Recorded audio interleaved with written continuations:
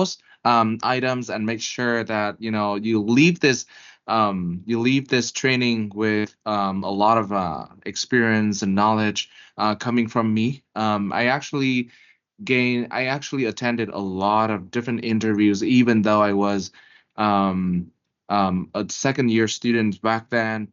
And after that, I won a number of scholarships, from 100 million dong to like billion dongs. So I think with my experience and what I've been through, I'll be able to share with you a little bit more so that you could, just to have something under your belt and get ready, be prepared for the future interviews. Okay. And Sun Mai, so is there anything else or should I start? Yes, we're not going to waste your time in the stage on yours. So we should Mhm. get started. Okay, okay. Let me see where I can share my screen. Take control, right? Request. Maybe someone need to unshare the screen so that I can share my screen.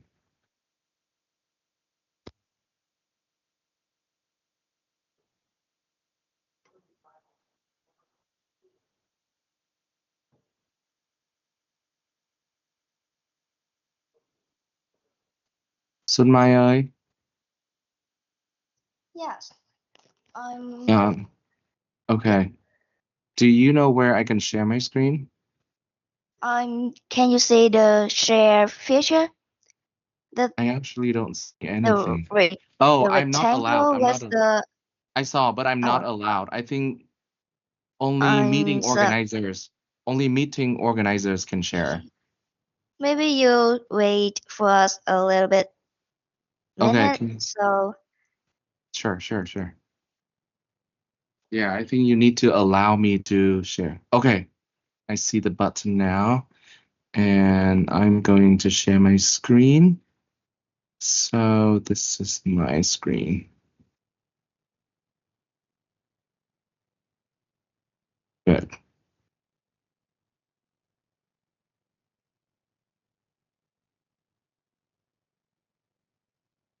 Okay, do you guys see it? yes, I can see it. Good.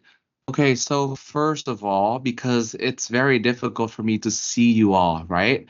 And a lot of you are not having your camera on, so I cannot see your face either. So I would appreciate very much if you guys interact with me. You guys can turn on your camera or your mic when you want to say something. It doesn't have to be, very rigid. You don't have to raise your hand because I don't I don't see your hands either. I only have one screen. So you just need to unmute yourself and ask questions or just to chime in and tell me something. It's totally fine, okay? This is not a classroom, okay? This is more like a discussion where I have more experience to share with you. So just keep that in mind. And we are going to have fun, a lot of different items today to go through. But in general, I believe that it's going to benefit you a lot if you participate more. Since I don't see you, please unmute yourself and ask question, raise your hand, or if you agree or disagree, there are a lot of button on the screen that you can also react, right? Whether you like it, whether you don't like it, stuff like that. Okay. So now I see over 200 participants, which is great. I love it, and I am feeling very happy because basically the impact that this um, session is going to make is vast. So mastering an interview, there are different techniques, but I will go through each of them to make sure that you are familiar with what you need to do in the future. Do you think that I am speaking too fast or, too slow? Just let me know. Okay?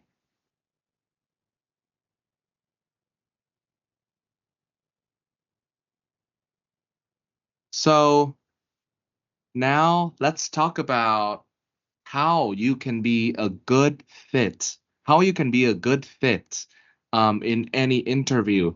It depends on a lot of different factors.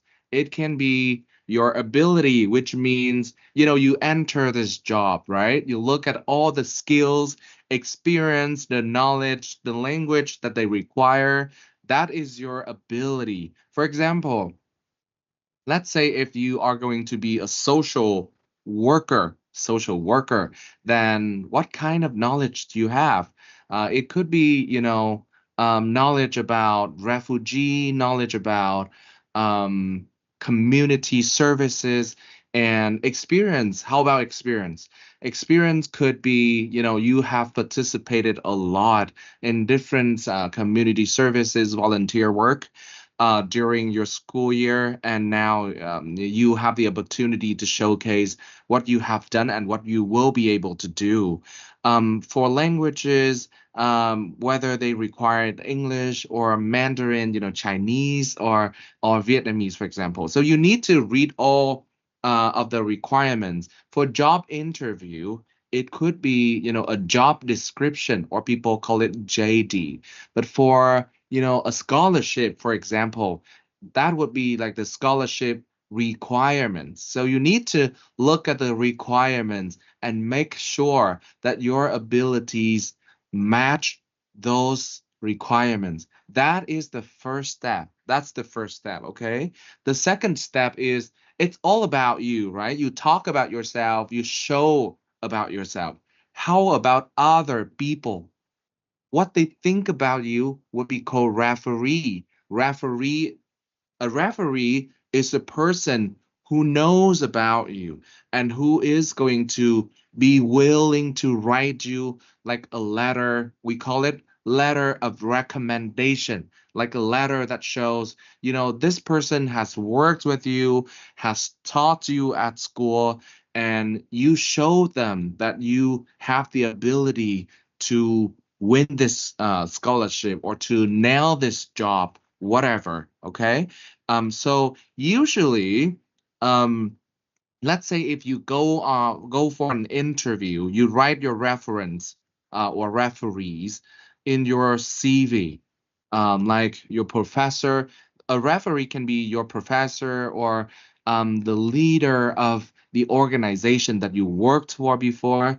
And if the employer is um, serious enough, they will call the referee and ask them about you, like whether this person is honest, what is his ability, etc., etc. So I used to be a referee for many people, and I received a lot of calls from different companies asking about different people. So make sure that you choose the right referee for you, who can speak about you clearly and who can speak in favor for you, in your favor, because basically, depending on your ability, also the references. The company will have a big picture about your ability from your point of view and from other people's point of view. Okay. And after that, what they look for is the personality. Personality is very important because whether you are very good at that, whether your referees say very good things about you, but the personality is something that help you go along with the company for a longer time. Your behavior, your attitude, your motivation, and your confidence. So imagine if your personality, you are an introvert, you like to work on your own, but you enter an interview, you enter a company that there are a lot of people who are very fast, right? They are very sally, like they talk a lot, and you feel overwhelmed. For example, would you want to, work in those companies? I believe that some people may want to try, but at the end of the day, you will feel tired, right? You will feel tired because the workplace will no longer be the place that you enjoy yourself anymore, but it will be the place that deplete your energy. So be careful when um, choose a company. You need to make sure that your personality is a match with those two. I saw Sun Mai raise your hand, right? Sun Mai, you have any question? Sorry. I just pressed the react buttons, but it come to a mistake that I pressed the raise hand Oh, button. okay, no Yeah, worries. You guys can sorry. raise your hand. Like I saw Nguyễn Hữu Đức raise your hand, right? Đức, do you have a question? Or it's just a reaction?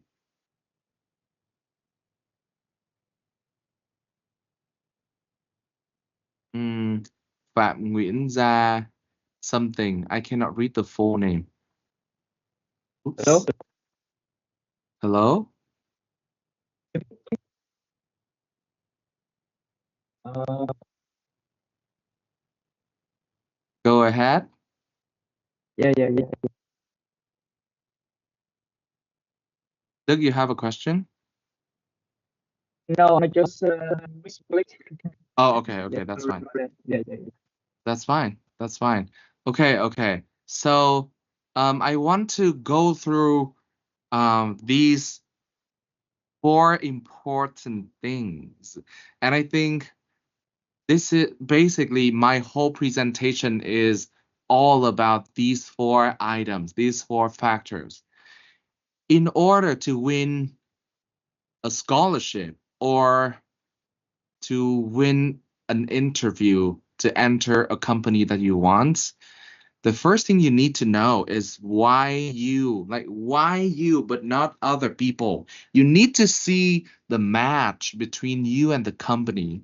If you really see that already, then probably it's for you, right? So you just imagine there are a lot of different candidates out there, and you are just one of them. So how can you make yourself um outstanding enough? Outstanding enough. So I put it here as, why you, why me, why this position or this program, and why now. Okay, so now I will give an example about someone who is going to apply for an interview at a company. You here would be, let's say, Google. Okay, because Google is entering Vietnam very soon, I think in summer. So let's say some of you here want to work for Google. So you have to answer why Google? Why Google? Okay. And for example, Google really matches your interest, really provides you with a lot of career goal, career prospects, and also it's a very good place to work. It help you create a lot of impacts in society, for example. So you really need to know why Google. Why do you want to work over there? Very, very clearly before you move on to the next question. Why me? Like, why myself? So you need to understand that there are a lot of applicants out there. I remember that I was chosen to be the only Vietnamese student back then to attend a summer school in Paris. And at that time, there were a lot of applicants. And I realized that it was a very, very harsh, very difficult competition because throughout Vietnam, the whole Vietnam, they only chose one person. Like, why me, right? So basically, I was like just trying my best to nail all the application form as well as the interview. But I really needed to be outstanding. I even sang a song in the interview, and I did a lot of things that make people wow. Like they really think that this person can really represent Vietnam to go to Paris and be with other university students all around the world. So at that time there were 120 students from all around the world, from different countries in the world. I was the only Vietnamese one, and I realized how, because at that time I made sure that all of the all of the deliverables, what I could do to make sure that I am a good representative from Vietnam was presented in the interview. Um, and I'm going back to Paris this summer too, to meet someone who interviewed me 10 years ago. And I believe that this is just a beginning, right? Just to show you that you need to answer these two questions before you move on to the next one, which is why this position or why this program. For example, if you want to be a salesman, right?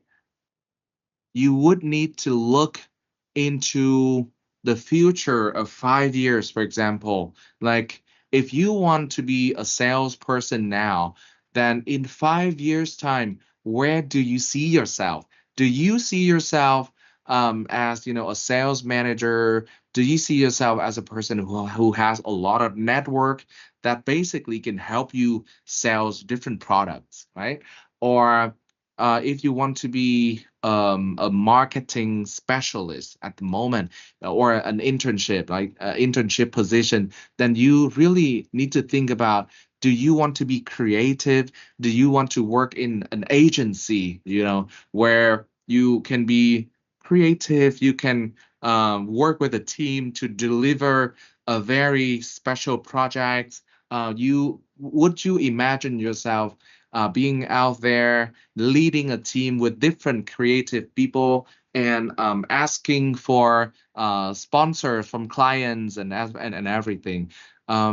So when you choose a position, you really need to think um, about yourself, the version that you want to be in the coming years. It doesn't have to be 5 years, 10 years, maybe next year, maybe 2 years from now. Who do you want to become? Do you have an image of a person like that you know and you want to be like them? Then try to imagine if it matches your career goal.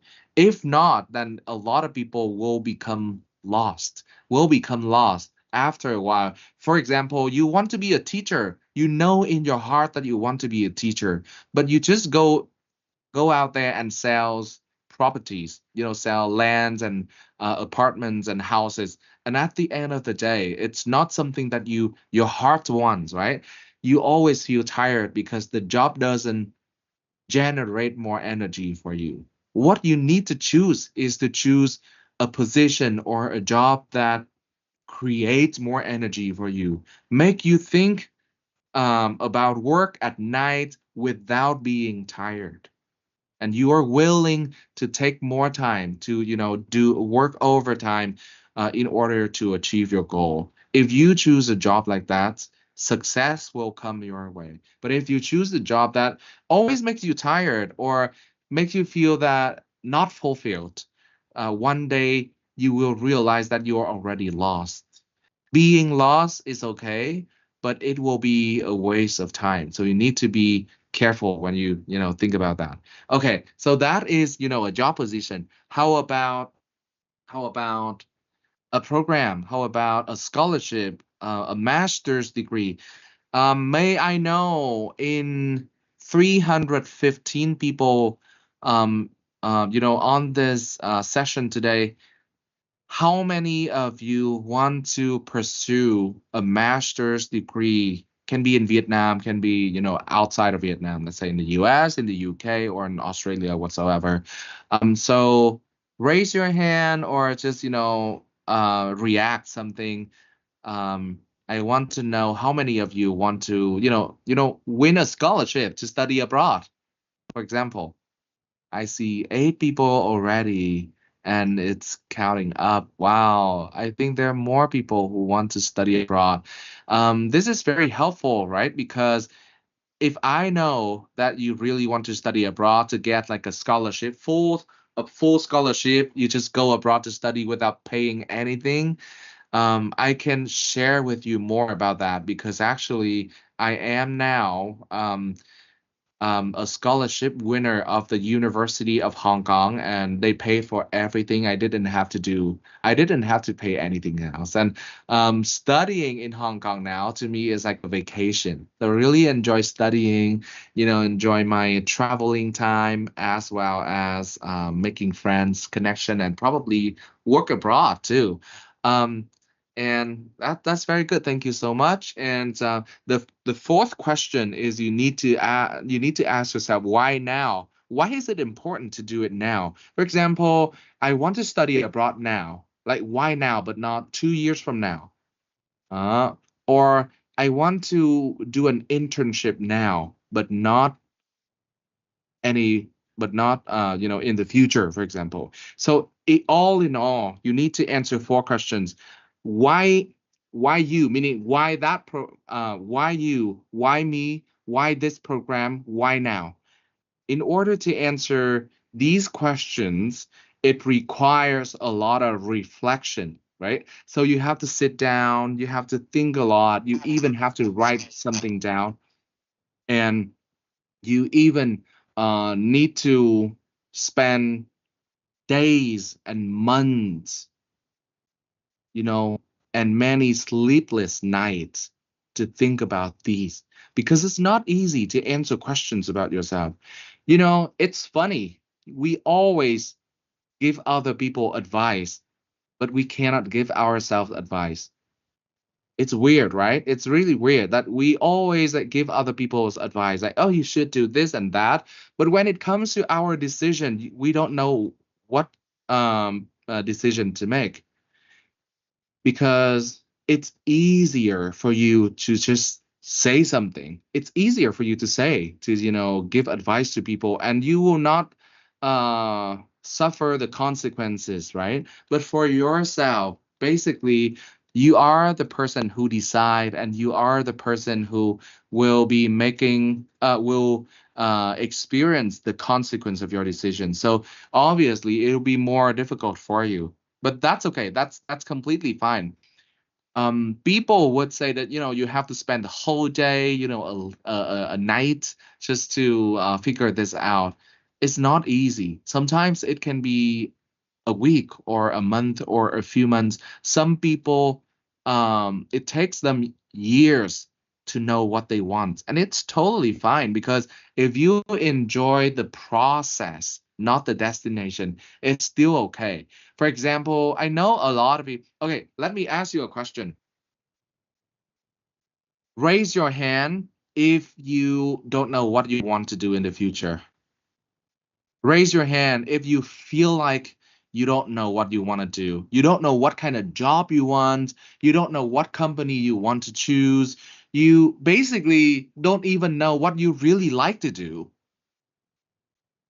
And that's completely fine. That's completely fine.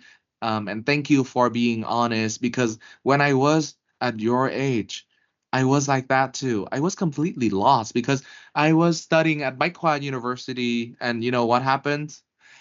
It's ironic that I was meant to be an engineer, but I hadn't been I haven't been an engineer even one day my whole life. And do you know how I feel? I feel okay. I feel great, because after all these years, when I come to this stage, I am at the position that I want. I have the job that I want. All of the educational background back then is no longer important. The important thing is that they allow you to know how to learn, know how to think. And so keep in mind that when you are in college, just make sure that you learn how to find information that you want to learn. You know what kind of methods that you can learn something faster than normal. The friends who you can reach out for help. And the connection when you need support, where they are. That's it. That's it. All the information or the knowledge from school can be taught very quickly. Now with AI, with access to education, you may only need 1 year to learn almost all the basic things about a major. So imagine now, maybe in the next 2 years, you want to learn about AI or a large language model or coding, computer science. You may only need 1 or 2 years, not long, not too much time anymore. And so now I want you to think about learning how to learn and learning where your resources, where your network, and where your support system is, because that's going to help you in the future. Knowledge can be learned very quickly if you are hardworking. Okay.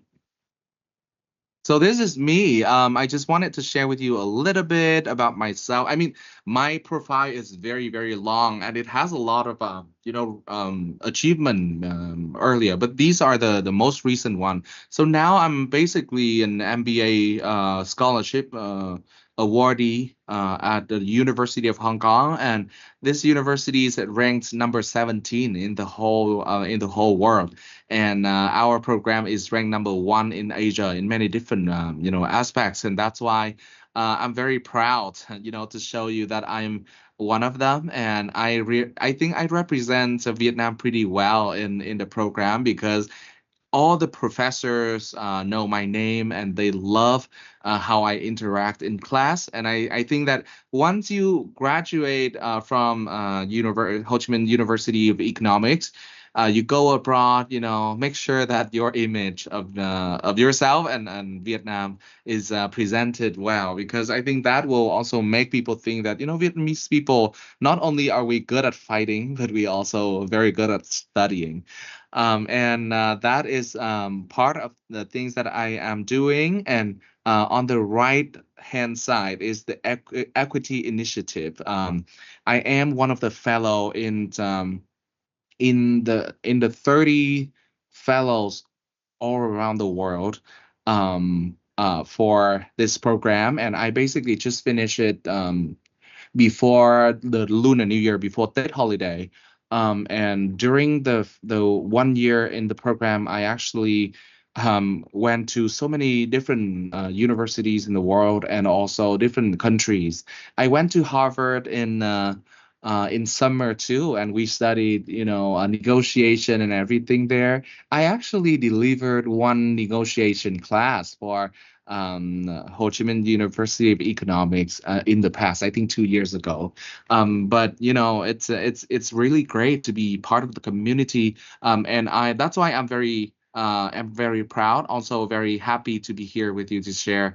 And I hope that it will bring you different values. So now, what you see here is, um, uh, can you tell what this is? Can you tell me what this is? Can someone tell me what this is?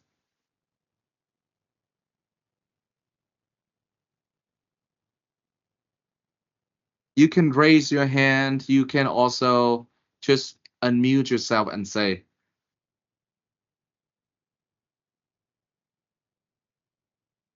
anybody? Can you guess what this is? Okay, I would ask Lê Nhật Phú. I think it is a roller scope. Yes, in Vietnamese it is Kính vạn hoa. Kính vạn hoa. Why do I put this picture here? The reason why I put it here is that each of you is a kính vạn hoa, right? And you will be able to see different version of yourself every time you shake it. And so I want you to see yourself as something like that. Just if you add more elements to your life, if you add more, experience to your life, it will become more colorful, more sophisticated, more mosaic.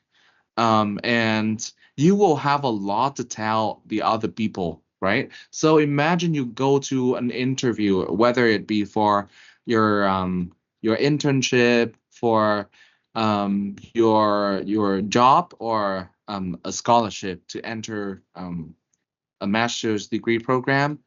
You need to share your story. You need to show your kaleidoscope. And by doing this, people will see your quote unquote true colors, but in a good way, okay?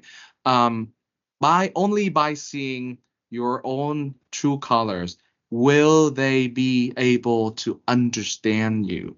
If you present yourself as a normal person who graduated from the Ho Chi Minh University of Economics, or FTU or stuff like that, with the GPA of 3.8, and I have 5 different positions at a student club and stuff like that. It's still very normal. It's still very regular. Nothing is going to be very outstanding out of your CV or your application. You need to be able to tell a story. All the numbers that you have in university, including your achievements and everything, don't even think that they are good enough. Because let's say if you want to work for an international company, there will be people who come from Harvard, Oxford, Cambridge, and you cannot, use our university name to fight against them, right? So you need to be something different. And by being different, you will be able to make your stories heard and to leave an impression in the interviewers.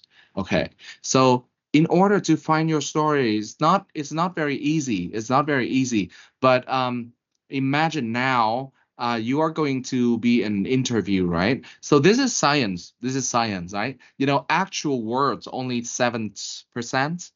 Body language, if you're in front of them, if you are in person, right, 55%, and the tone of your voice is 38%. So basically, the actual words that you have, make up a very small amount of of your interview. So if you are attending an interview in person, then your body language and your tone of voice can be very important. You need to practice your voice, making sure that it's not too fast, it's not too slow. It's just make people feel at ease, like very easy to understand, very very easy to understand, and confident, but not arrogant. And body language, standing firm, look into their eyes, but not like staring at them. Just look at them for a little bit, and for let's say for 3 seconds, and after that, look somewhere else and look at them again. Basically, to make sure that to make sure that they know that you are serious about this, that you keep an eye contact with them, but not like making them feel uncomfortable. Okay, so can someone let me know if okay no, let's ask this question. So how many of you, please raise your hand if you think it's true to you. Do you think that your body language when doing presentation is not good enough? Raise your hand. Mhm. Wow, I see the numbers adding up. Hmm. Hmm.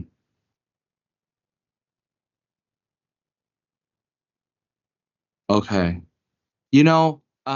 It's normal because you haven't been able to practice that much. And presentation can be very different because when you present, right, you already practice at home. You take control of what you have to say. But in an interview, they can ask you like random question. And so if you're not prepared enough or if you're not confident, they will ask you questions that you're not prepared about, right? So you will, stutter, or you will not be able to answer it very smoothly, and that will affect your results. So, what is the advice for those who are not very good at body language? The only thing that I could tell you is to practice, practice, and practice. And how to practice? You just imagine that if you stand or if you sit firmly straight and your eyes look straight also, you already increase your confidence. And this will allow you to basically break through the barrier that you cannot see. And what is more, the tone of your voice. So the tone of your voice, it's not only about tone, but it's just basically about voice. And voice can mean, the pace, whether it's fast, whether it's slow, and whether it's too pitchy, too high, too low, or moderate, right? So any of you here um think that you need to improve your voice when you speak, raise your hand.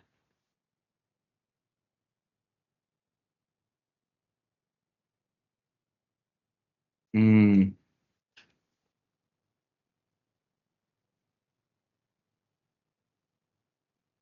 May I ask one question to answer? May I ask one person to answer?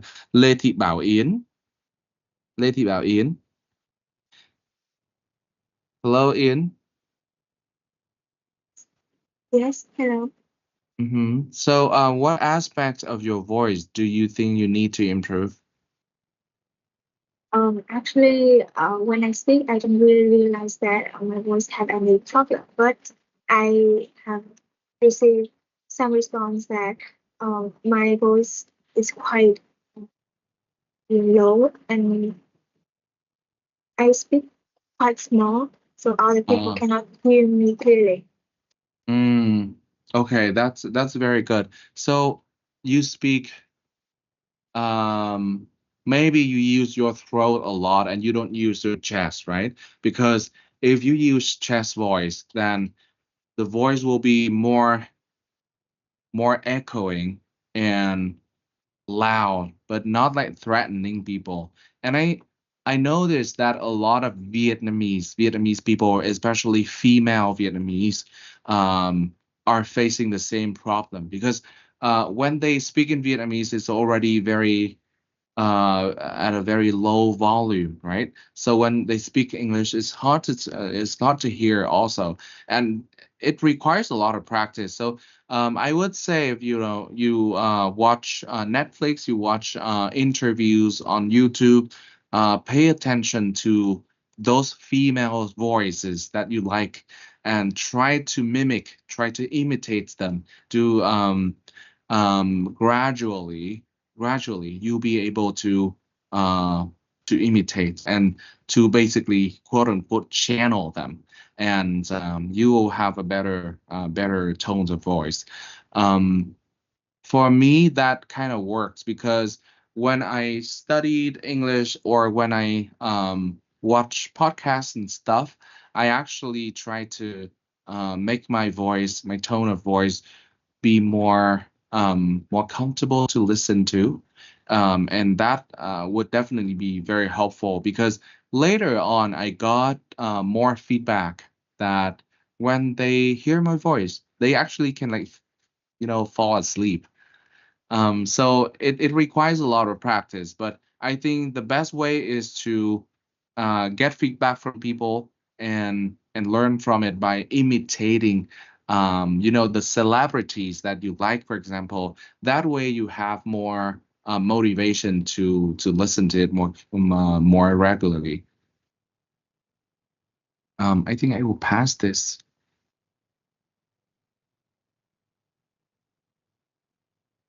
Mm.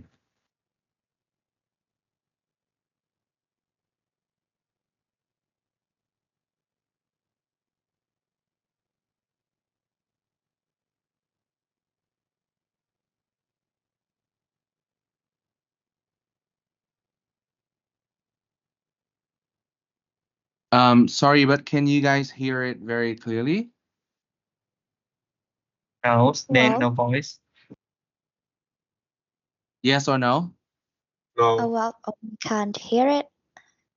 Oh, I think it's probably because okay, maybe I will send this in another later. I will send this video to you, but we can move on to the next one. Okay. So Like, but you can hear me clearly, right? yes. You Okay. may paste the link of the video in the chat box Okay. so we can access it. Mm. All right, so let's talk about like a more holistic way to prepare for an interview. So we do have, different stages of an interview, right? Before, during, and after an interview. Before an interview, can someone tell me what you need to do? It doesn't have to be like a full sentence, it could be a keyword that you think of. Just unmute yourself and say that keyword. It's fine. We we learn the knowledge by building the knowledge together. So you don't have to, have a holistic way or everything about an interview, right? But I only require you to know certain aspects of it, and we build the knowledge together. So who could tell me before the interview, what would you do?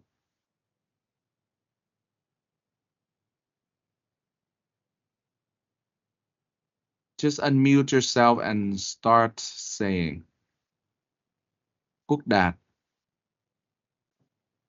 Well, I think before the interview, I have to reread the job description of the position that I want to apply to carefully understand what they require from the new employee. And I also want to mimic the mock interview for myself. We can generate AI questions.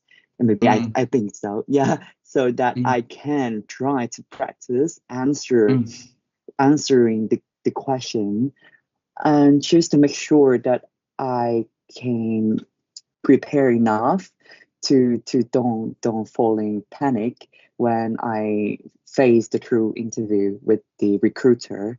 So yeah. And also I think that before we go into the real interview, we have to sleep enough, eat enough to have a good energy to show up for the recruiter. I think so.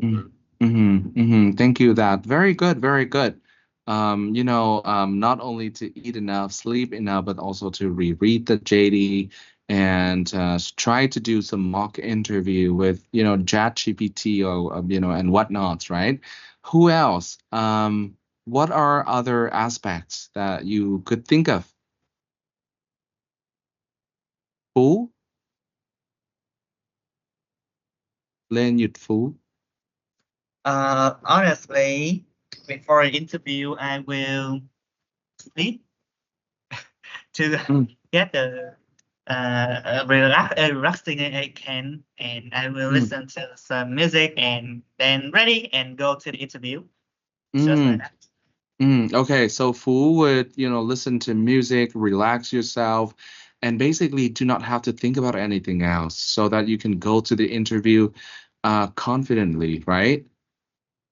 What about other people? Thank you, Phú. What about other people? Minh Thư. So before the interview, I will practice and prepare some common questions like your goal in the future, in the next 3 years, 5 years, and like what's your strength and what's your weakness. Okay, cảm ơn Minh Thư. I think you guys kind of have basically everything, right? But another thing is you need to be mentally prepared too, because you can generate as many questions from ChatGPT or AI in general, but what if the interviewer asks you something unusual because they know that you come prepared, right? They will ask you a random question. Then you also need to think about that. Like if they ask me another question. Should I please them or should I just be honest? For example, if they ask me, if they ask them, they ask you about, do you know any Chinese food? You like any Chinese food? And you basically haven't had any Chinese food before. You can be honest. You can be like, to be honest, I don't know anything about Chinese food. Like, what is it? And so that's why I'm very excited to be in China studying for my master's degree and also to explore the landscape of the food culture here. And hopefully by the end of the program, I'll be able to, to share more with my friends and family about what Chinese food is all about. So not I mean the interviewers do not expect you to know everything, but they want to also see your characteristic, your personality, whether it's a good match. Of course, they want someone who want to be honest. They don't want someone who want to fake and to get through things, because when they are at that position, they can really see everything. They can really see if you are faking.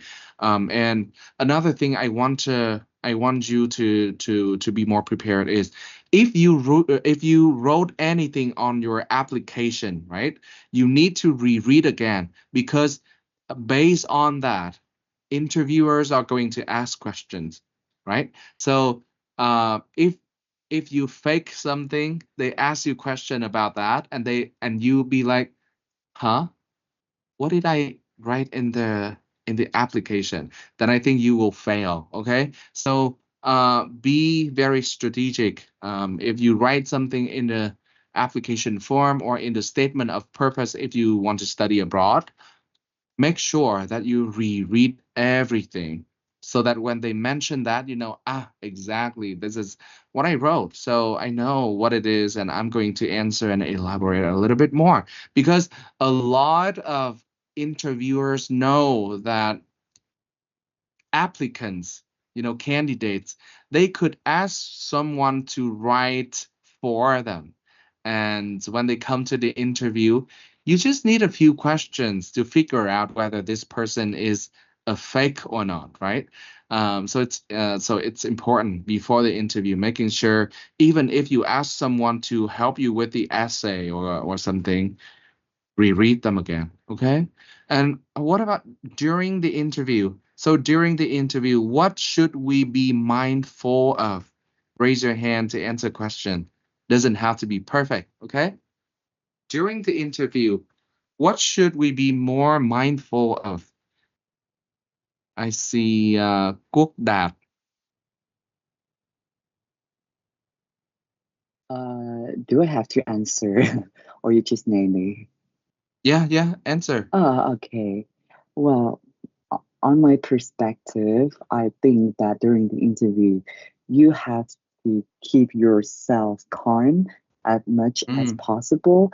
And as you have just shown us the research about what should we do, the percentage of the body language or verbal or something, that the technical or something. So I think the most important thing that we try to connect or contact with the interviewer as much as possible with the most friendliest and the more comfortable way, that like we don't from the point of view, maybe like we usually have the gap between the interviewer and the interviewee, but as a interviewee, I want to bridge the gap.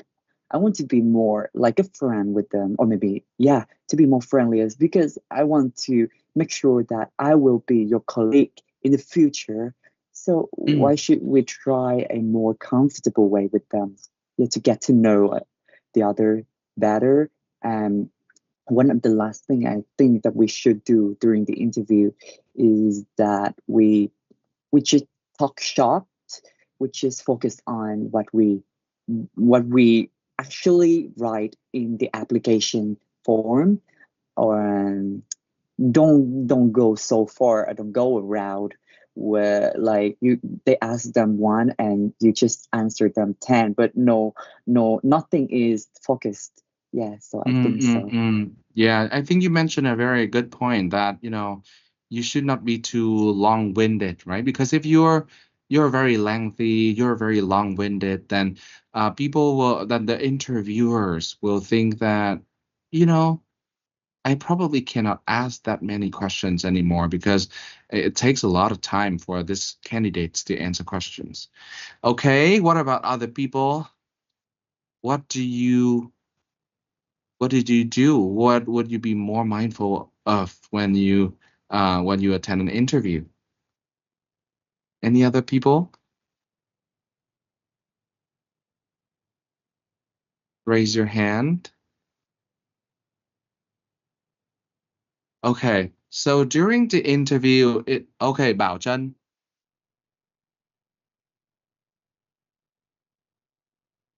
Bảo Trân. Yeah. Do you hear me? Okay. Yes. I have learned that we should like answer the question in the STAR method. It is situation, task, action, and result. And I think it's really like helpful for us to be outstanding. And I think it's also important that we need to control our emotion. Like don't be too like just keep calm and slow. Just you can pause a bit to think about the answer and then answer the interview. Yes, and I think this is really important because somebody they when they have the question and they still answered without thinking about it, it's not really good for you. I think this is my advice. Thank you. How about Ngô Vũ Trường Thịnh? I saw you raise your hand.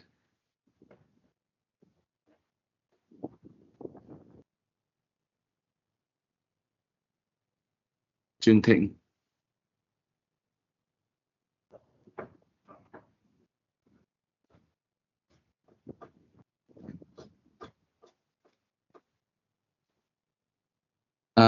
Or Trần Hải Đăng, I saw you raise your hand too.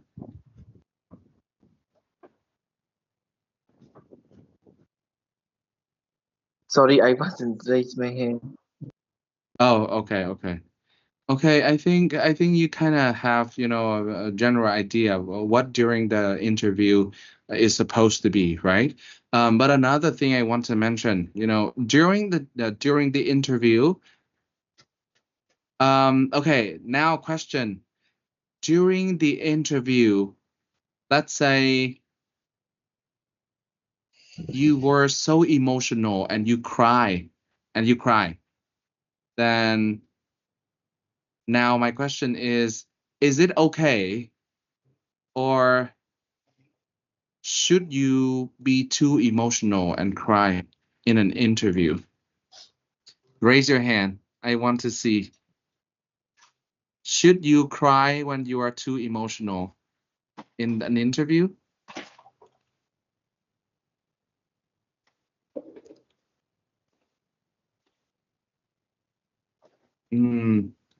I see not a lot of people. So I want to ask other people who think that we should not cry or being too emotional in an interview. Let's call someone Ngô Gia Cát Tường.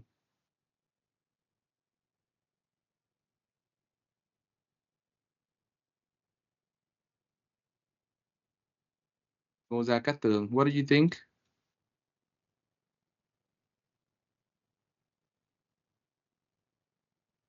Lê Thị Bảo Yến.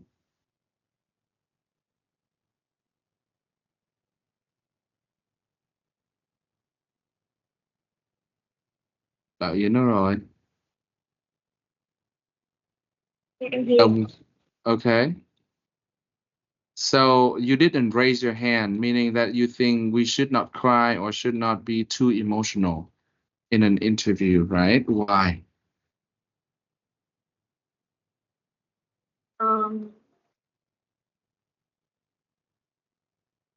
I don't think that there is a situation that I might cry when I'm in interview. Or if yes, I think we are in a professional environment, so we should calm down our emotion to show the interviewer that we can put our emotion aside and we can concentrate on our work. Okay. Okay, so here is my answer. It really depends, right? It really depends. But most of the time it's okay. Most of the time it's okay. Because when you tell your story, it's okay if you're being emotional. It's okay if you cry. And the more you cry, the more and be emotional about it, the more people will see the real you. They will see the real version of yourself without any filter. And that would make you feel connected, or they feel connected with you. For example, many of my colleagues at the equity initiative, fellowship, scholarship, they actually cried during the interview, and they got chosen, they got selected because people really feel and see the heart that they have for their work. There are a lot of people who got very bad past experience, and they got through that. They opened up an organization that help people avoid that. For example, they do still have those emotion inside of them, and it's okay for them to release sometimes, and that will also make you feel connected with them. We call it vulnerability, meaning who knows vulnerability? Being vulnerable, meaning làm cho người khác cảm thấy cái sự dễ tổn thương của mình. Being vulnerable about something makes people feel connected with you. Okay? So, as I mentioned, you need to do a little bit of research, not only about the company, but also about the job, the team, and also the business problem that the company have. Because you come to the company, you basically help them solve some problem. You really need to see what problems, what gaps they have, so you can be more prepared to solve the problem or to bridge the gap. Okay? After that, you prepare by learning the common questions, and also be prepared for the surprise, like surprising questions that they have for you, and practice and practice and practice.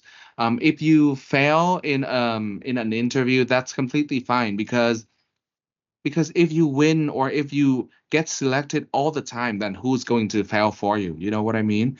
So failure is part of the process. It's completely fine, because it helps you learn the important lessons that you can do things better in the future interview. So make sure that if you fail, don't be sad.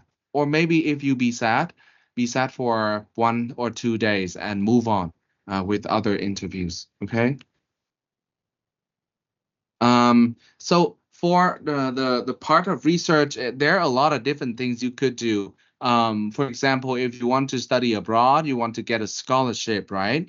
You will basically need to ask people, like, what kind of interviewers are these people in the company? And if you apply, let's say, for an ESG or environmental organization, make sure that you also read the news to know all the environmental issues now happening in Vietnam, for example, because that will help you, be up to date about different topics that's currently happening. If you know someone who has worked in this company before, or if you know some alumni from a university that you are applying to, ask for their contacts and ask them about different things you want to learn about, so that you can be more prepared for your interview. Okay. And So when you prepare, right? Usually you can prepare about like 10 or 15 questions, but now with ChatGPT, you can actually generate as many questions as possible, let's say like 50 questions, and there are a lot of different ways to answer your question, but make sure that it should be more personal, more it can be emotional, personal, but also measurable, meaning that people see the impact, not just what you do, but what impacts that you have been able to make. Okay? That will help you tell a better story and make them more visual to the interviewers. So obviously, when you write in your CV or your statement of purpose in a university application, right? There will be different talking points. There will be different details that the interviewers want to know more. So when you read your CV again, or when you read your essay again, try to imagine what might be the questions that they want to ask, that they want to know more about you. Okay? And when you ask, when they ask you, they also expect you to ask them back. So prepare about 3 to 4 questions to ask them. But when you ask them, I think you just need to ask them 2 questions. That's fine. So at the end of the interview, you can ask them, let's say 2 questions. You prepare 3 to 4, but probably during the conversation, they already answer some, right? So you can, ask them a 1 or 2 follow-up questions, basically to make them know that you also very prepared. And if you go to an interview, what are you going to wear? Okay, so it depends. It really depends, but make sure that you wear something more proper, more smart. Casual smart is also fine, or very formal is also fine. The way you enter an interview already tells a lot of different things. My friends and my colleagues from HR, like human resources department at different companies, they even told me that the moment 10 second when you walked into the door in an interview, they look at your outfit and they can already make a decision whether to recruit you or not. Trust me or not, believe me or not, that's true. A lot of people, human beings are irrational. What does that mean? What does irrational mean? It means that they cannot be rational all the time. They will judge. They will have certain image inside of them that will love something and hate something. So if you walk into the door, into the interview, and if they like you in the first 10 seconds, that is good for you because they will give you favors. You remember that when people like you, they will be easy on you. They will give you favor. They will smile more at you. They will basically choose you. So, because people are irrational, we need to take advantage of this. We need to make sure that we can also manipulate, control, or leverage this fact in our own favor. Okay. Yeah. And what the biggest message for an interview answer that I want to share with you today is you need to be concise but specific. Concise means very short. Specific means detailed.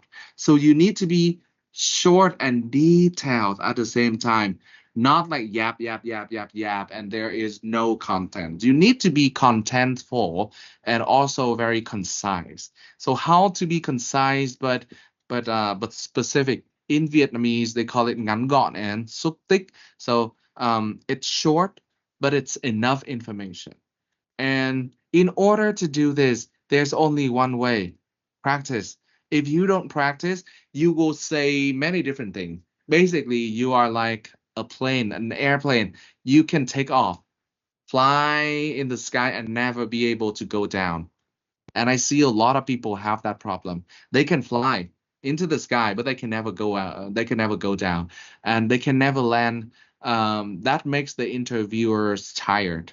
When they're tired, they're not going to choose you. So you need to be concise, but enough information that they can move on to different questions. Be reminded that all the interviewers are going to take notes. So if you answer concisely and specifically, they will be able to take a lot of notes, and that's good for you. If they take a lot of notes about you, that's good for you. But if you answer a question so long, and it's not necessarily be that long, then the interviewers are only able to take a few notes.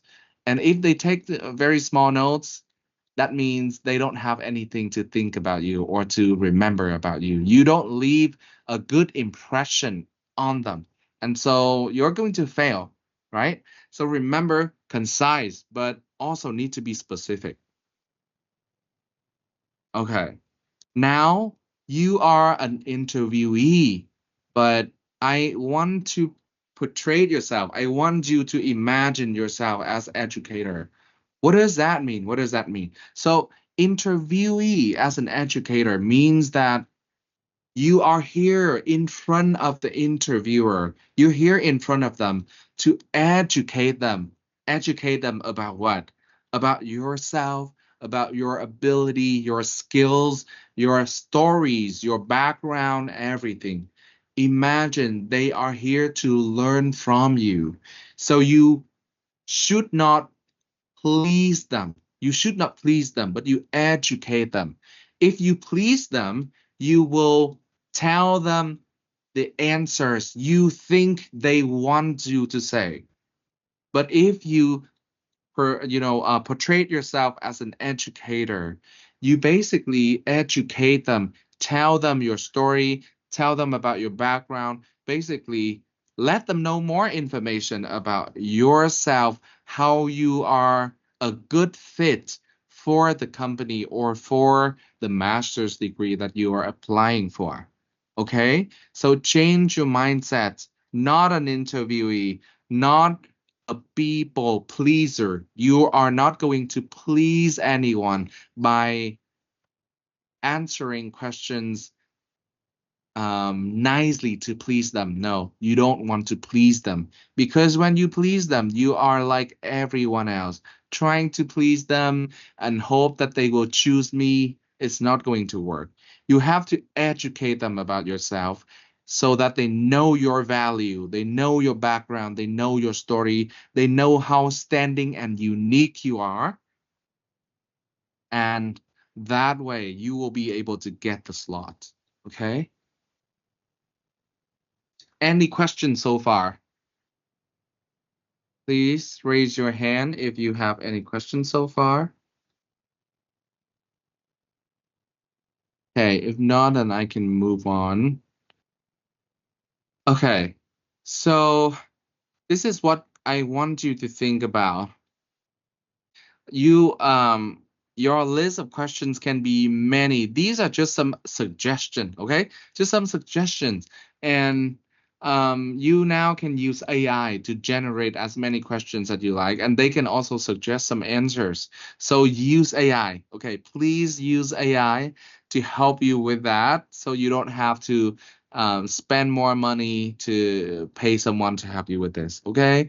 Maybe probably AI can actually give you feedback too, so you can leverage that and self-study without paying a lot of money for different agencies, okay? But usually when the company or the scholarship sponsors ask you questions, they will ask you a few questions that are categorized into 3 different categories. The first category is, can you do it? Second category is, will you do it? So can you do it reflects your ability. Will you do it reflects your attitude, behavior. Like, if it's too difficult, will you do it? Will you try your best to learn how to do it? Or will you say no? Right? So the green one is ability, asking about your ability, your experience, your educational background, and the will do question, will you do it? Asking whether you try hard enough, asking whether you have a good attitude. And the blue circle, the blue category is organizational fit, meaning your long-term goals, whether you stay here and you basically fit into the organization, your personality and your aspiration, your vision, is it the same with us or no? Because if you can do, if you will do, but you don't have the organizational fit, you will be sacked. You will be eliminated very, very soon. So when you look for a job, try to look for a job that have these three factors, because if you are a good fit already, it will be easier for you, right? And you will not be rejected very easily if you already have these three. Okay, so now I'm going to give feedback for a few questions. And I will do this with people who want to raise their hands. People who want to raise their hand to do these questions. Okay, so I will choose. Now you have like 1 or 2 minutes to think about these questions. After that, I will ask you to choose a question to answer. Okay, I ask you to choose a question to answer. So you just need to raise your hand. I will call your name. For example, if there's like Huang Tu Hương, for example. So Hương later, if she raises her hand, she say, I want common question number 3. What is your weakness? And then I ask that question. So Tu Hương will answer and I will give her feedback. Okay? You know what I mean? So this is the opportunity for you to also practice a few questions and also for me to give you feedback as well. Okay? So have a read and later in let's say 2 minutes, so you can choose and you can be prepared, and I will ask you to raise your hand, and after that I'll be able to give you feedback. So it's an opportunity for you to learn and to practice too. Okay, 2 minutes from now. Okay.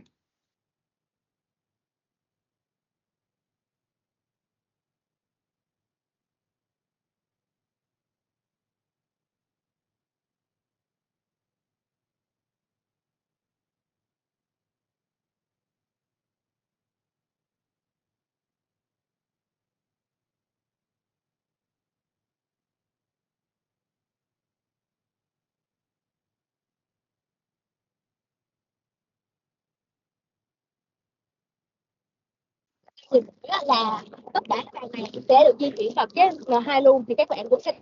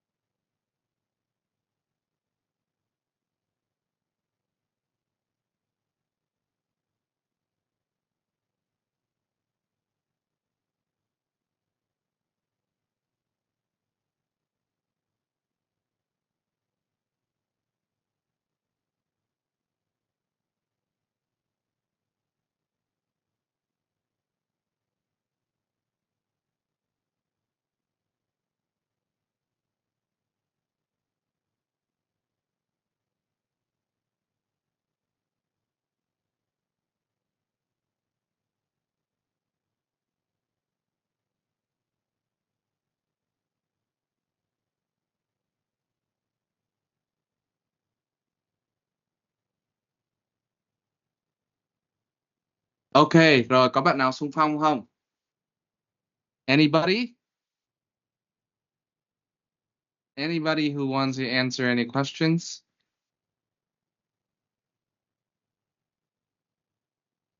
Quốc Đạt. Well, hello. Mhm. I think I would choose the most common questions. The first question, introduce yourself. Okay. So, do I have to start now or you ask me? Okay, Dad, could you introduce a bit about yourself? Okay, thank you. Well, hello. My name is Dad, or you can call me Danny. I am a sophomore at the University of Economics Ho Chi Minh City, and I am a child from a seaside province in Vietnam, Khánh Hòa. So, which means that it had nurtured in me the aspiration to go overseas because Khánh Hòa is one of the most attractive place for the foreigner. So I always want to nurture that, and so that's why I choose my major in the university here is logistic and supply chain management because I understand logistic is the way that we will manage and we will manage the relationship with the foreigners, and it's really important for the whole how do we say, the whole process of a company operation. And that is about my educational background and about my personality and traits. I am a really kind people and collaborative person, a person like I have to be connect with other people. I want to go to the cinema, to seminar to connect with the professors and other people who have the like-minded like me to as connected as most with the networking. And also I always want to challenge myself, and as I have took part in many competitions in my university, like I want to explore more about the sustainability, to you know to how to understand how sustainability can apply to the company and so on. So that's why I have just dive myself in competition to understand more, and I have won a lot, you know achievable, and I'm really proud of my achievement that I have won the first prize at the very renowned competition in my school. Yeah. And Okay. yep, Any more? I think that is a bit about myself. Yeah. Okay. Thank you, Dad, for Thank you. volunteering to be the first person. I think your presentation is pretty good, and I think I could really see what you are like, what you want to achieve, and everything. The only feedback that I have for you is that it still feel like you're like an airplane. You know how to take off, but it takes you a while to really land on the ground, right? Because when you introduce about yourself, imagine you're just in an elevator. You only have, let's say, 1 minute or 30 seconds to introduce about yourself.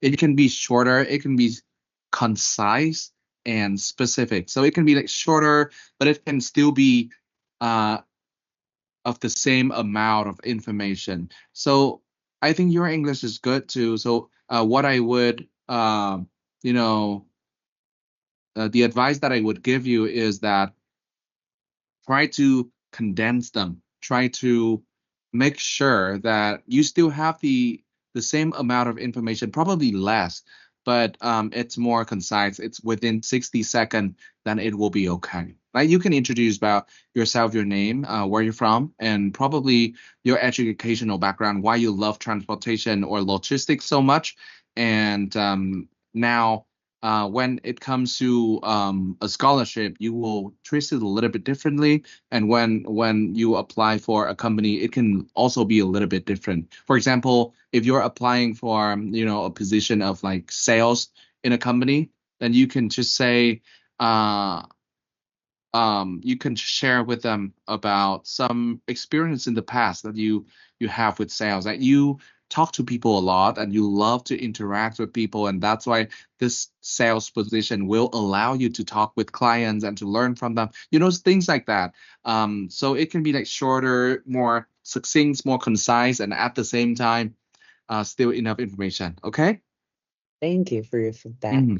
Thank you. Okay, another person who wants to raise their hand and get feedback. And remember that no right, no wrong. Okay, Lê Thị Yến Trang. Okay, are you hear me clearly? Of course, yes. Very clear. I'm glad to answer the second question in the common question. What's your strength, Yến? Yes, I believe one of my biggest strengths is my passion for learning and my dedication to doing everything to the best of my ability. This passion isn't just limited to my studies, it extends to all the work I do. Whether it's a group project, personal task, or work assignment, I always strive for the excellence and aim to deliver the best results possible. I'm the kind of person who pay attention to detail and wants things to done right. I take pride in introducing high quality work. I'm constantly looking for a way to improve and grow. While I understand that perfection isn't always achievable, this mindset pushes me to stay disciplined, organized, and commit to whatever task I take on. It's something that drives me every day and help me maintain a high standard in everything I do. Yeah, that's it. Okay, so how do you deal with people who are impatient and who do not pay attention to detail? Actually, that I do this work for there because it's like a personality. They don't do focus on the details. So like personal, I don't know how to explain it, but I don't know, but maybe I will explain for them and give the process for them to know and explain the what will they gonna to do. So this is So for impatient people and for people who do not pay attention to detail, there are a lot of different things that you can do, not only to help them, but also to work with them, right? Because when you are in a company, there will be people like that. And how you still patient, you still want to give everything that you have, but there are still people who do not want to work and they are still very bad at what they do. It will give you frustration. So you really need to be careful and manage your energy as well. So basically, just now I asked a follow-up question to Ian, and what I did is exactly what an employer would do, right? They would when they see you answer different questions, they will ask follow-up question, and you also need to be prepared. You also need to think about like whether if they ask those questions, then how would I answer? You know what I mean? And it's okay if you don't know, because we're young and we are allowed to make mistakes. If you don't know how to answer that question, probably you ask the interviewer. To be honest, I don't know, because I worked with people like that before. It's kind of hard. And what about you? What's your strategy? You can ask them about that. It's totally fine. But in general, I think it's good that were honest about your answer. If you don't know, you just say you don't know. It's fine. Okay, thank you, Ian. And another person. sorry, but excuse me, but I have a question for you. Uh-huh. That when you don't have an answer for this question, but the tips, do you have a tip like you ask this question for the interviewer, something like this? I mean, interview is not, ask and answer. It can be a discussion. It can be a discussion. And so, for example, there is no formula. Okay, there's no formula, but it's more like a discussion, because when you talk about like salary too, salary is not like they tell you, hey, your salary is going to be like $500, and you like, okay. No, you can like ask them like, why for $500? Because when I work in the previous company, my salary is already 500, and now I want more. So it's like a conversation, it's like a discussion, and this can be a discussion too. Like they ask you about your strength and they dig deeply into that. You are still trying to figure it out, right? And you also like try to understand, try to strengthen your strengths. And it's good to ask them too, like, what about you? What do you think? Because I'm still young, and the people I deal with every day may not be like the people that you deal with every day. So it's good to know your point of view. If you're comfortable sharing that, then I think they'll be open to share if they are comfortable. But if not, that's totally fine. If I would say if they have a lot of time, they would do that. Like 1 hour for your interview, they would do that. But if the interview is only like 20 minutes, better not ask that question. Okay, thank you for your sharing. Thank you, Ian. Thank you so much. Anybody else? Anybody else? Feel free to, showcase. It's okay to make mistakes. Minh Huyền. Hi, can you hear me? I can. Well, I speak common question number 3. What's your weakness, Huyền?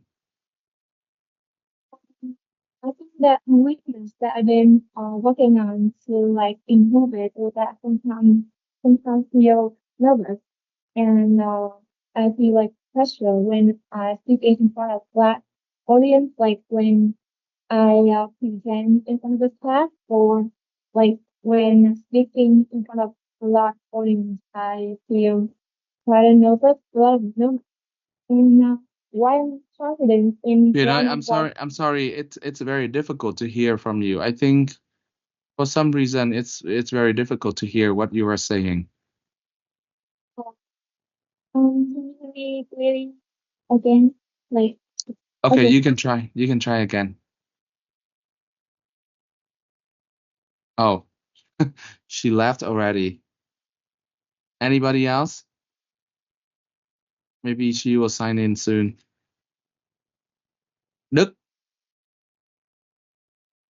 Hello. Yes, I hear you clearly. Oh, all right. So I want to answer the question 3. What is my weakness? Okay. So I think one of my biggest weakness is like I become to like acting so quickly without thinking. So I sometimes make some mistake that can affect the outcome of the project, and people usually doesn't like that. So I think in the next few years, I think I'm gonna improve it by thinking before doing the stuff, or I just write it down and ask me myself some questions about am I becoming too fast, or the job needs to be more detailed or something else, so that I can improve with my my quickness. Actually, I think your answer is a very good one, because you share with me your weakness, and you also talked about the plan that you are going to do to basically eliminate the weakness, right? To make it not a weakness anymore. And so that's a very good answer. And another way I would think of is to make your weakness a very good strength. So it can be like weakness and strength at the same time. For example, if you say that you're among those who have like fast thinking system, meaning that you make decisions very quickly, but sometimes not that good. And so when it comes to very important decision, it can harm you, right? But when it comes to very quick decision, for example, where to eat tonight, you can make decision right away, and that helps save a lot of time. So share your weakness and basically say a little bit about its strength too. Okay, I see Việt Phú, raise your hand. Thank you. Yeah. Thank you, Đức. Nhật Phú, raise your hand. Yes. Okay. I will choose the important question, number 5. 5, okay. Important question. Can you tell us about a challenge you have to face and how did you overcome it? It's a stress and burnout due to overwhelmed by the workload when I was in the last year of high school. So it was 2 years ago. So I am monitor of the class and the secretary of the school youth union. So I have to deal with a lot of responsibility on the workload at that time. And at the last year of high school, I have to do some IELTS and excellent student in mathematics. So it's really a big problem. And at that time, I also wonder what school to study in the future too. So really stressed and underperformance. So what did I do in that time? I will spend time for myself. First, I try to relax and to be mindful to really know what myself really want. And I set priority for each of the one I have. And after that, I ask for help. I asked my friends and my parents, like, what do you think about myself? What I am good about, and what do you think I can be successful in? Like you can, like imagine where I will be. And I also allocate the resource. Like if just myself thinking it's not enough, why don't we give that thinking to others and make them think about that for me, and we get the answer. And I believe in that. And after that, I successfully prioritize our activity. So they decided to not do the kỳ thi đánh giá năng lực, and I focus on put my effort into IELTS and excellent in student in math. And now I'm here, and I really appreciate that time because it's really more strength, more networking, so I can be here right now. Okay. I think the structure in general is good. However, it's still a little bit long. And by saying that, I mean that, interviewers will reduce their interest over time. So you need to be shorter. And later on in this session also, I will share with all of you a structure that can work and can help you answer questions like this more strategically. And because these are questions that they will likely ask you, so you need to master these questions. Okay, these are not surprising questions. These are just very standard questions, so you can always be more prepared. And another type of questions is, culture fit and behavioral questions. It would be something like, tell me, about the time that you received constructive feedback. Tell me about the time, basically just some case study, some scenario that you do something in the past, right? And how you deal with that. And from the experience, they can tell about your behavior, whether you have the cultural fit with the company or with the scholarship. But I'm going to share with you later on that. This one, probably a video clip. Okay, so earlier we went through this already. And weakness, as someone just answered just now, they asked this because they want to know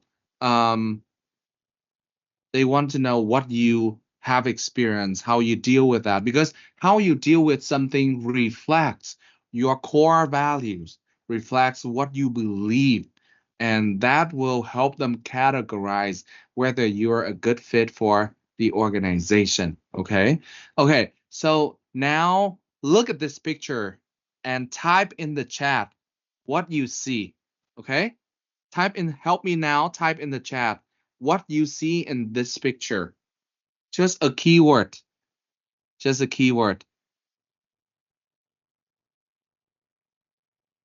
I don't think the chat option is working right now. Oh, the chat is not working?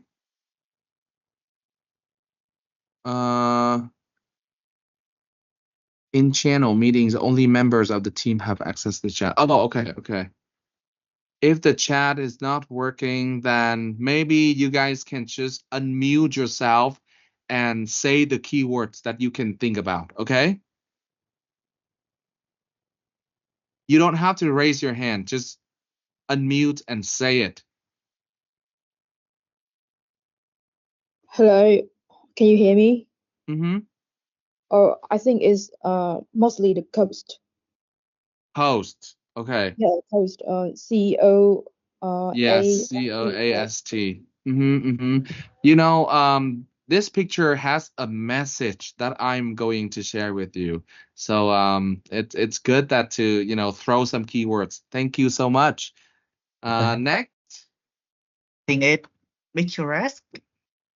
Picturesque. So beautiful, spectacular. Okay, okay. Any other keywords? I think that is about the vastness. The what? Oh, vastness. vastness. Okay, okay. So very large, very vast, very broad, right? Okay, what else? It's not.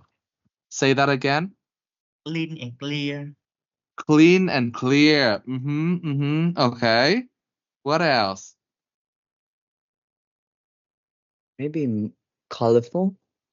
Colorful. Colorful. Okay, what else? Yes, me again. Yes, say it. It's fine. Okay, all right. I think it is the border between safety and difficulty. I think Okay, so. border. Okay, what else?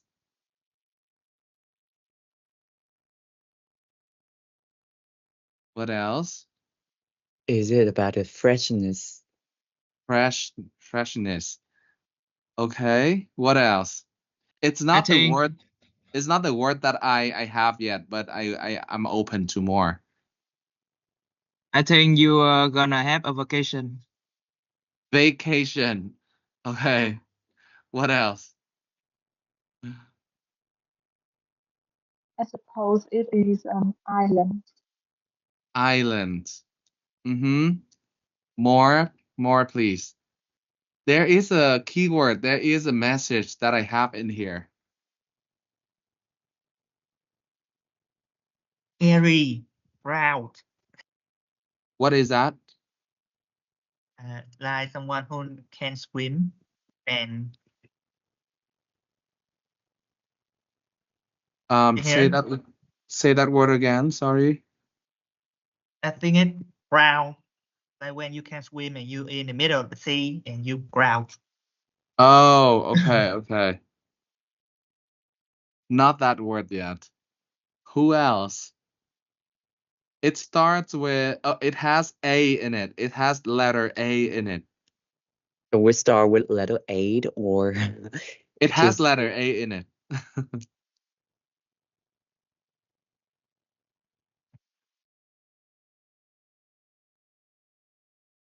Attractiveness. Attractiveness. Okay, what else? Is it clear? Very close, but not. But very close. Very close. It starts with C too. Clarify. I think it's clarify.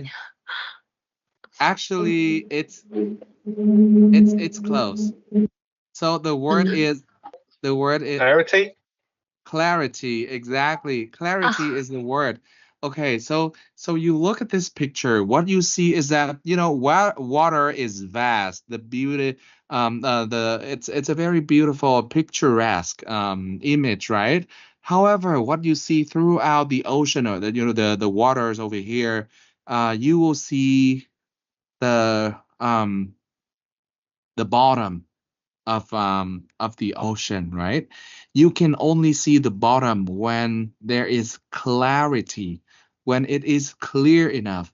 And what my message is all about is you need to have you need to have the clarity of your mind in order to do any interview or application. The more clarity you have, the better. The reason is when you have clarity, you really be able to show who you are, what you are like, and what your story is all about. People who do not have clarity, what do they have? They have chaos, right? And when they have chaos, they cannot see things clearly. They don't know what they want, and they don't know what their values are. And they think that all the achievements are enough to be able to enter a company, to get a scholarship, to go abroad and study.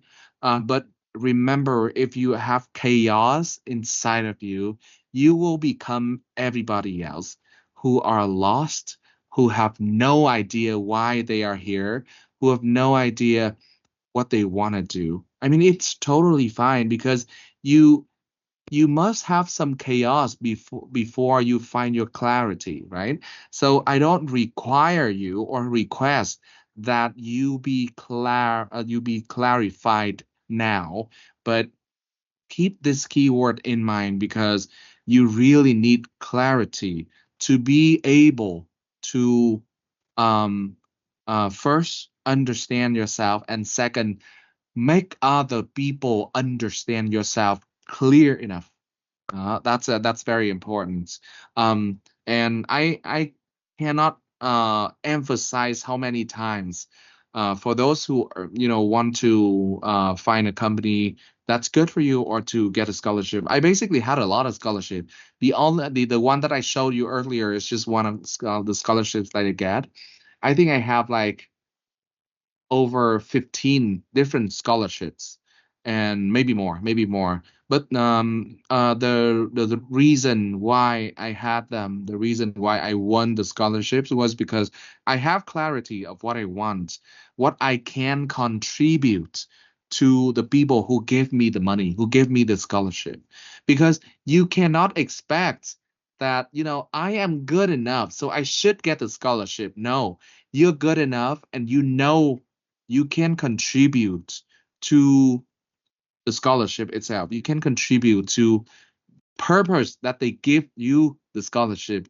Then that's where you will be different from other people. The more you think about that, the more you will find your own way. So I was just talking about scholarship, right? However, talking about companies you want to apply for to become an employee, you also need clarity. Because when you have your clarity, you will know maybe in the next 5 years, 2 years, I want to be this person, that person. I want to achieve something. I want, for example, now I come to a company. I want to be a salesman. I want to be better at communication with customers, with clients.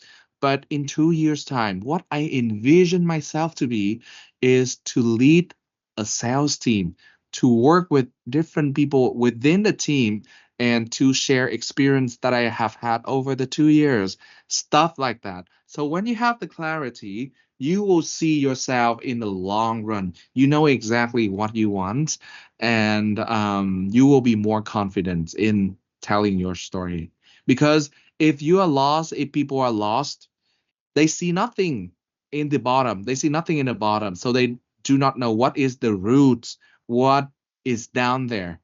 They only know something on the surface, and it may not serve you in the long run. So keep in mind, you need to think about your clarity a lot, and it may take you a week, 2 weeks, a few months. That's normal. That's completely fine. Okay. Maybe today is not the best day to have an answer. but maybe tomorrow, maybe next week, next month. You don't have to be stressed about it, but you need to, think about it more to gain the clarity of your mind. Okay. This one already answered. This is a very important question I want to share with you. Why should we choose you? To be honest, I think this is a stupid question. Very stupid question. However, they do ask this question. And the reason why they ask the question is because they want to see how you see yourself. They want you to see how you see your values, how you see yourself, and what values you are able to bring. However, this question is a very big question. Very big question. Why should we choose you? You have to tell them, I'm a good match and I can contribute this and that for the company. And your company also, the company that I want to work in the next 5 or 10 years and stuff like that. So it's a lot of things to say. But usually other organizations, they will break down in smaller questions. For example, like, what's your plan in the next 5 years, in the next 2 years, or tell me what can you contribute to the company, something like that. So it is basically this question, but break down into smaller ones. And I actually like that better because this question is very broad and it requires you to have a very big picture in your mind about what you can bring to them. And that's why sometimes I don't like this question. And this is a little bit challenge, like they try to challenge you, and that's why I don't like it. But they do ask this question, so I brought this up. Okay, so earlier I shared with you that some people, right? Some people tend to answer a very long answer, like they can take off, fly in the sky, and never be able to go down. So now this is a technique that you can use basically to help you fly up and then land down easily. It's called behavioral interview technique. So basically, when they ask you something, you give them a context, very short context. After that, the action that you had, and the results. Very quickly, very short, concise, and enough information. For example, if they ask you, like, tell me about something that you are very proud of, and what I would say is that, you know what, actually, I will share with them the context. So I would say there's a scholarship about health equity, and I was not in health equity at all. I did a podcast on mental health, but that's it. So I took the action. Basically, what I did was to apply for this program and portraying myself as someone who is working on mental health and want to make an impact on society. And the result was that I was chosen because my profile really stood out. It was different from the other people was talking about health in medical care, but my health definition is very different. It's about the well-being. It's about your happiness in life and stuff like that. And that's why they chose me, because it was completely different, and I could bring some kind of value from an outsider to them. So you see that using the CAR method, I can make my answer more concise, shorter, and easy for them to understand. With a short amount of time, you are not allowed to have so long answers, and if you do long answers, you will make people feel tired after a while. So keep in mind that this CAR method is very important. Context, provide them with the context. Action, what your action was, and why was it so different? Why was it making an impact? And results, share with them the result, the number, the good things that you were able to achieve, for example. And during the interview, we already mentioned, pre-interview, we already mentioned, and post-interview. So post-interview, what we want you to do is to always say thank you to them in the interview. And when you go home, you write a letter or an email. Just tell them how you appreciate their time. Like, thank you so much for taking the time to have an interview with me, to have a discussion today. It was very insightful, and I have had a great time to understand about the company. And I hope that you'll be able to choose, the most suitable candidate. So all the best. Have a good rest of your day. Blah blah blah, things like that. By doing that, you will leave an impression. They will remember you. They will think that, oh, actually, there are a few candidates, but this candidate, it's so,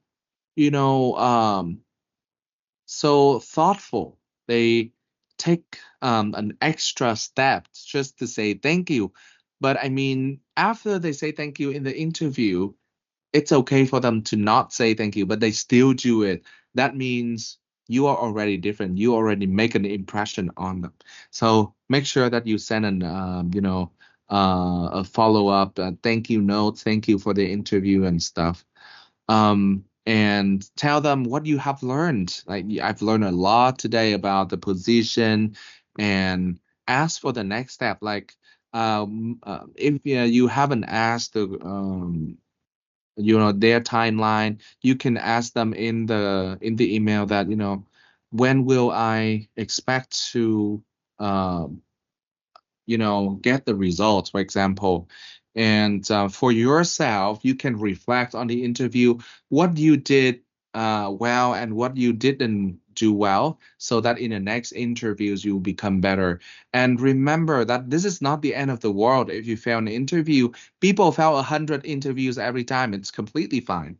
But it's important for you to learn how to, become better in the next interviews. And since after graduation, you are going to apply for a few companies, or like 100 companies, and you will get like 5 interviews only. And in the 5 interviews, there will be only 1 interview that you will get chosen. And it's totally okay, because at the end of the day, you only need 1 job, right? But you want to spread, your presence. You wanna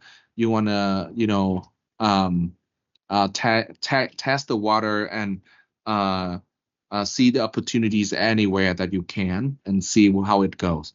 So please be okay if it's not going to work out this time. If you failed an interview, you can always do better the next time. But you need to reflect to know what you did well and what you didn't do well. I think that is everything for today's session. So anybody have any question? I think now would be stop sharing, and now would be Q&A, so that I can answer some of your questions. Nhật Phú. Okay.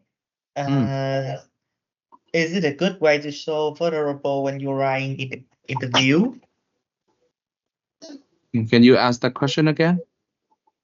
Is it actually a good way to show that you're vulnerable when you write in the interview? Okay, show your vulnerability when you are in an interview. It's fine. It's fine. For example, if you apply for a non-profit organization, let's say, and you basically work in the Mekong downtown. Let's say you work in Bến province in the past, and you saw primary schools, or you saw people who did not have access to clean water. And when you are in an interview, you feel very sad, right? And you remember those days in Bến Tre province. You saw people who did not have enough water for their cooking and for showers and everything. It's okay if you even cry. It's okay if you show that you really care about them, because people are irrational, as I mentioned. By irrational, I mean they will not be everything is all about number. They will also have emotions, and they will feel connected with your stories if you are open up to them by being vulnerable. Okay. Because I have my cousin. No, my like my father. And he said that like he do the interview with someone who apply for a job, and he asked her all about one her difficult time, and she remembered that time, and she will cry a lot. And my father said that she is not good at dealing with emotional, so she will fail. So what do you think about that case?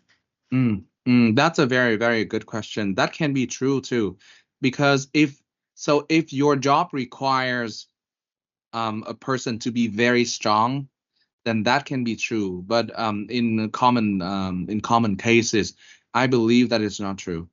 In common cases, I think that emotion, even if you are being vulnerable, it can be an aspiration, it can be a motivation, and it can be a strength. Not many people can do that, you know. And people who tell you that you are not allowed to cry, those people can be toxic, and those people can be positively toxic. What I mean is that they ask you to stop crying, but it's your emotion, it's your real true emotion. And if you ask you to stop that, basically they are trying to control you. Do you want to work with people who try to control you? You know what I mean? Yeah, Like I if you see. like if you want to work in a military, right? You're not allowed to cry. Or you want to work in a position that requires you to be very strong, then you have to position yourself very differently. But in most cases, and especially for those who just graduate from college, it's completely fine for you to be emotional. Being emotional doesn't mean being dramatic, okay?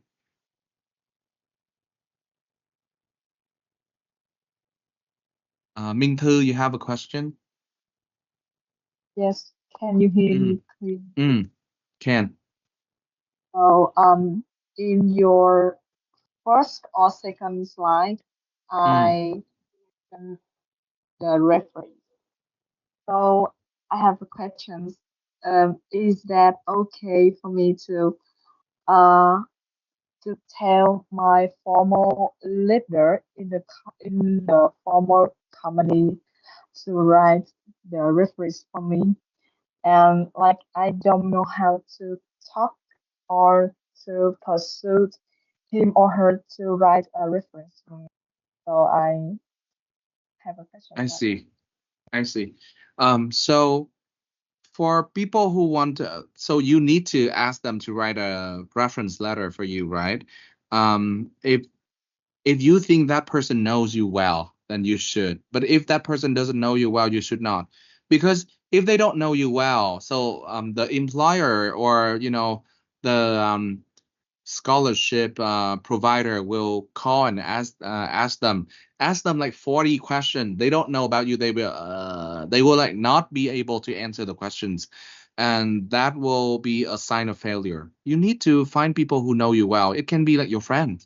It can be a best friend of yours who have gone through presentations, group projects with you, understand you so well that can answer basically all questions about your good quality, your teamwork, collaboration, and everything. Or your professor who knows your name and who always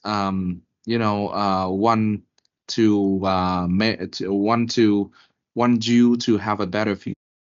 Those or professors will be able to be a referee for you, and you can always ask them. If you have the email, you can tell them that, hey, can I put your name in my CV so that if someone call, then you can just share with them about my academic capability, for example. That's completely fine.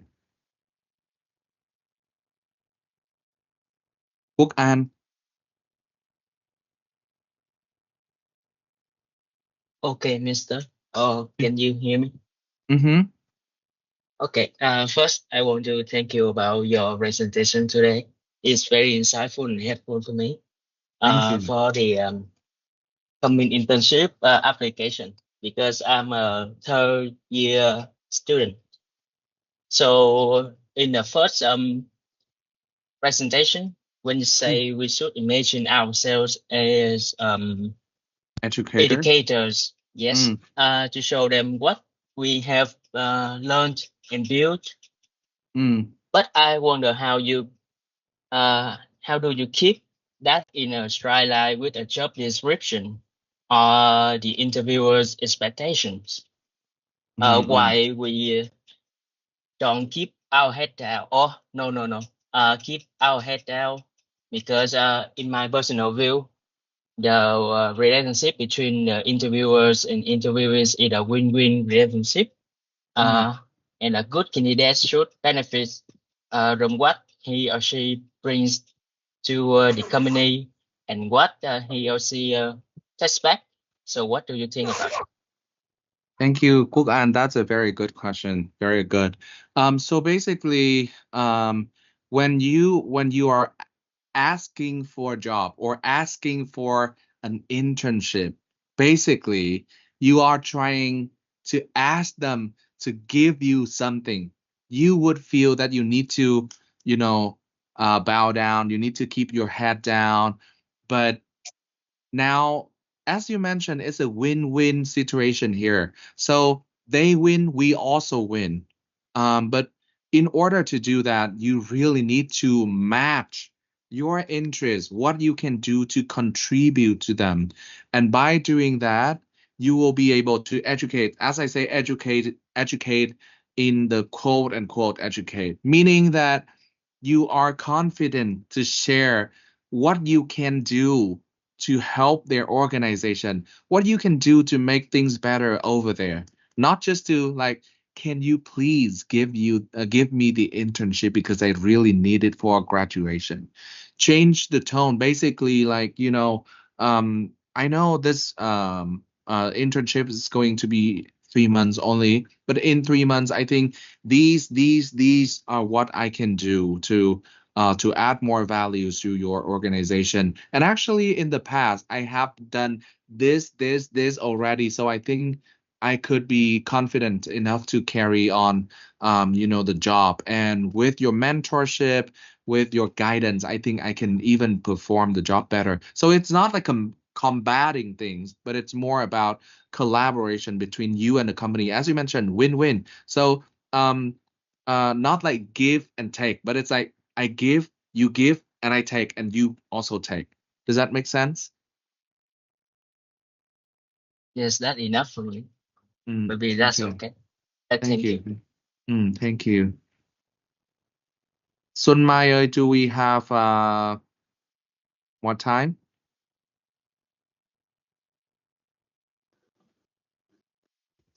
I think is we have to end the workshop here, but I think you can choose two more questions to answer before we wrap up and end the workshop. Okay. I see Khả Quân and Quốc Nam, right? I see Khả Quân and Nam. So I will allow them to ask the 3 questions. Khả Quân, you want to go? Oh, sure, I will go first. So I have one basic question: is that do the interviewers notice the way in charge the way you wait in the lobby? Can you repeat that? Do the interviewers like before we enter the interview? I heard from my sister who went in for the interview said that some people in the HR staff are gonna look through the camera or something to judge how you behave while you were waiting in a lobby room, and that could be one of the criterion to see to judge how you behave and know the personality. So is it true? I see. I think some organizations may do it because they have the camera over there, but normally they don't do that. Normally, normally they will only start looking at you when you enter the room. And the way you enter a room, the clothes you wear, the eye contacts you make will tell a lot about yourself. So they will start judging from that point on. I see. Thank you. Okay, another person, I think it's Quốc Nam, right?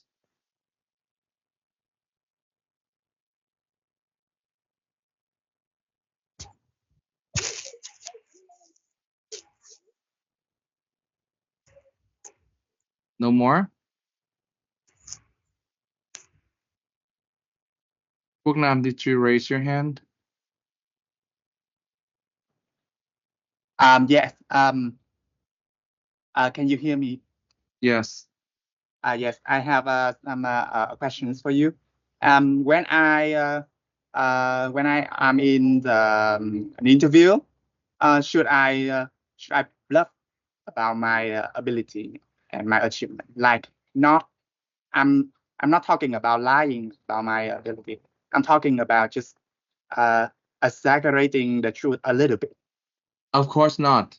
Of course not. Because they will only appreciate the truth. So if they, by some means, they figure out that you are lying or you are bluffing, maybe exaggerating about your achievements, they're not going to like it. And of course, if you're an interviewer, if you know that this person is basically talk about like this achievement is done by me, this number is done by me, not by my team, but me, I think they will know. They will know. Or if they don't know, they will still think that this person's all about achievement, all about taking credit, and probably it's a red flag. So I think it's important for you to strike a balance between that. You need to take your credits when it's relevant, but at mention that it's a team effort as well. Yes, I feel a little guilty about that. Thank you. And I was wondering, when I engage in the conversation with the interviewer, should I just use some simple and clear words and sentences, or should I use some big, sophisticated words and sentences? Okay, sophisticated words are like decorations, but it's like too much decorations. You imagine you go to a house and everywhere you see decoration and it's like too loud, too colorful, too big, whatever that is, you will feel tired, right? So in an interview, what you need to do is to use the right words, not to use complex vocabulary. Just use the right words. If that is simple, but it's the right word to use it. Because at the end of the day, the purpose of communication is to get the other person to understand. As long as they can understand you, you are doing the right thing. Yes, thank you very much. That's okay. Thank I don't you. have any more questions. Thank you, Nam. And Mr. Hải Trương, I see a question in the Q&A session from Nguyễn Hữu Đức. He asked you that is it bad if he do not have a referee? Like it's fine. If you go apply for a job, it doesn't require you to have a referee.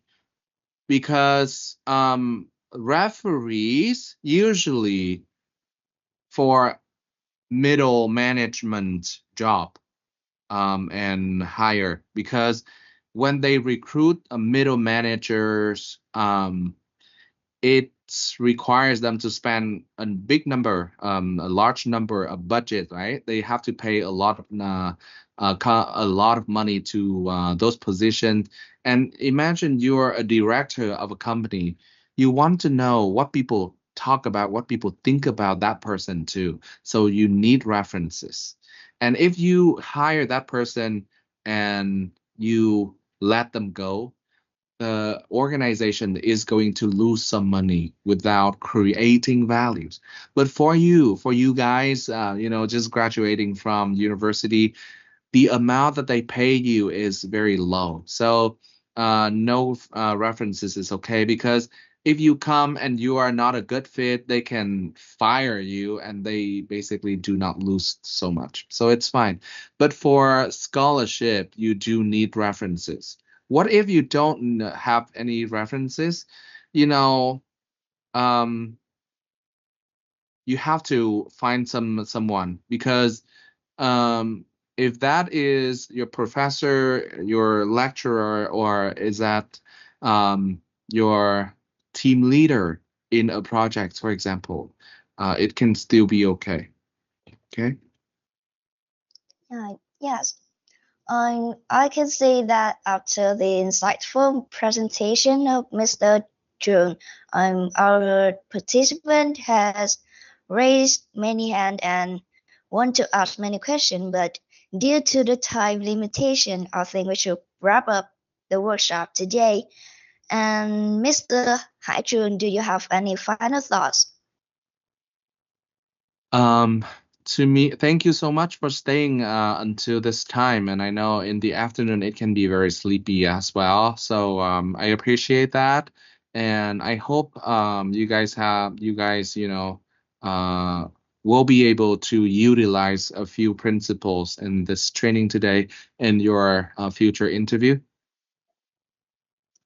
Yes, thank you so much for your time and for sharing such valuable insight with us today.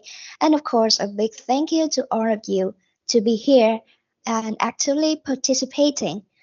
I hope you found this workshop informative and useful. And before we say goodbye, let's capture this moment together. I'd like to invite all of you to turn on your camera so we can take a group photo. Everyone, please turn on your camera. And if you can, I'd like to invite you to set the workshop background so that we can take the picture